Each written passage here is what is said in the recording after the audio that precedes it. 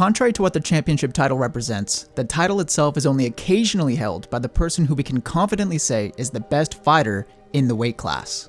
Take Alex Pereira for example. Despite easily defeating the last two champions at light heavyweight, Yuri Prochazka and Jamal Hill, the general opinion right now seems to be that Magomed Ankalaev would likely beat Pereira, and his debut at the weight class against Jan Blachowicz was a split decision win that many fans thought he should have lost. Only after beating Ankalaev would Pereira be considered the true #1 fighter in his division. Moreover, if Khalil Roundtree had fully knocked out Pereira in their most recent fight, would anyone have actually considered Roundtree to be the best fighter in that weight class? You know, at that point, what does the championship title even mean? Sean O'Malley TKO'd Aljamain Sterling to become the bantamweight champion only after immediately winning a split decision against Petr Yan that most people thought he lost. Michael Bisping won and defended the middleweight title, yet very few fans or fighters actually thought he was the best fighter at that weight class. Yoel Romero and Robert Whittaker were both considered to be better fighters than Bisping, despite not having been circumstantially fortunate enough to also have the championship title at the time to accompany their regard. Likewise, Matt Serra TKO'd GSP in the first round of their first title fight, but no one thought he was actually the best fighter at welterweight. He was the legitimate better fighter that night than GSP, but we all knew that GSP would still win more times out of 10 than not, and that other fighters in that weight class would have probably beaten Serra that night. Even now, Khamzat Chimaev is commonly being touted as the uncrowned champion after his win over Robert Whittaker, despite DDP having a legitimate title defense under his belt and having the most impressive 3 wins in a row in the history of the weight class. That is, in terms of name value wins, not necessarily dominant wins. Fighters like GSP and Demetrius Johnson, on the other hand, are the perfect examples of champions that we could confidently say for some period of time that they were the best fighters in their respective weight classes. So how does all of this tie into Cory Sandhagen getting a title fight?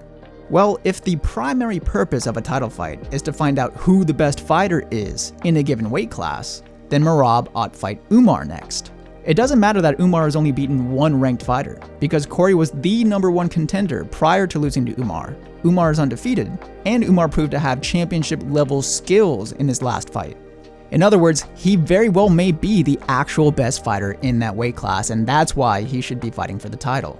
However, if the number of relevant wins in the division is weighted more heavily, or ought be weighted more heavily, then Petr Yan and even Sean O'Malley should be next up to fight Merab. But they both lost to Merab recently. So who does that leave us with? That's right, it's Cory Sandhagen. He was the undisputed #1 contender that could have literally sat out until eventually receiving a title shot when, for some reason, he decided to fight an unreliable and unranked Umar Nurmagomedov in Abu Dhabi.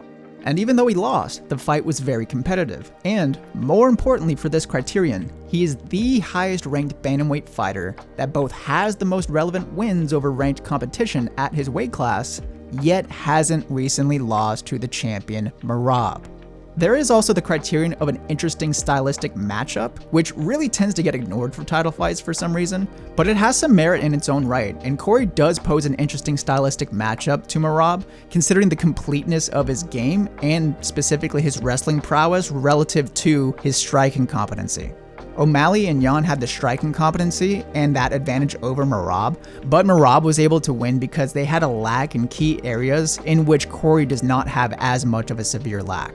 So basically, Umar should really be fighting Merab next. But if one thinks that the number of relevant ranked wins is more important than finding out who's actually the best fighter in the weight class, then Cory Sandhagen should be next to fight for the bantamweight title. And if you disagree, let me know what you think down below in the comments. Like and subscribe. Thank you very much. Peace.